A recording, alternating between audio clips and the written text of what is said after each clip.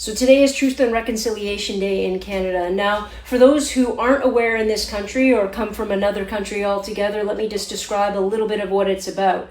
It's our government and culture's way of acknowledging the truth and the history of Indigenous people in Canada, what they've faced, how they've struggled, what they've had to overcome, and how they are now trying to reconcile, trying to demand justice and change for future generations in order to make up for and own up to what has happened in the past. I think it's an incredibly important day. In all fairness, it shouldn't just be one day, and in my school it isn't. It's all year, but that's not the point of the TikTok. The point of this TikTok is how do we acknowledge it in this day? And usually I use music, I use art, I use different interactive community things at Metro Prep in order to create that kind of level of education and awareness. What I've realized lately is a lot of the kids that are coming to this school, that are a part of this school, they have it. They have this information built in them. They just need a little help getting it out and actually leading the charge. So today, instead of me just talking at them and giving them historical tidbits and telling them what happened and giving them the history again, what did I do? I gave them the microphone.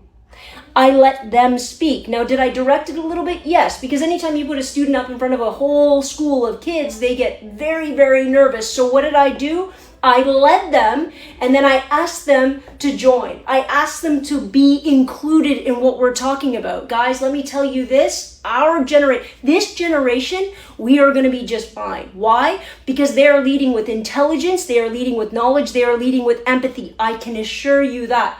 I had kids speak about residential schools, what went on, how kids were stolen, what happened to them when they got there, how they tried to eradicate that culture and that identity.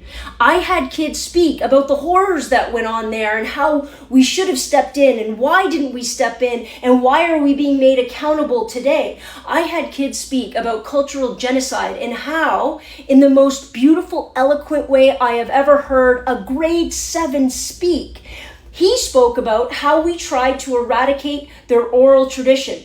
Because if we broke their language, we would disable them from connecting to the past. And if they couldn't connect to the past, how in the heck could they stand up for their future? That was a grade 7. I gave them a space to speak about treaties and contracts and what that meant. I had teenagers stand up and say, these contracts, these treaties that were signed, this isn't the nice thing we're doing when we give this land acknowledgement speech. This is an acknowledgement of what we stole. How do we know we stole it? It's in the contract. And since it's in the contract, it's not something nice our government and our culture is doing nowadays. It's something they should be demanded to do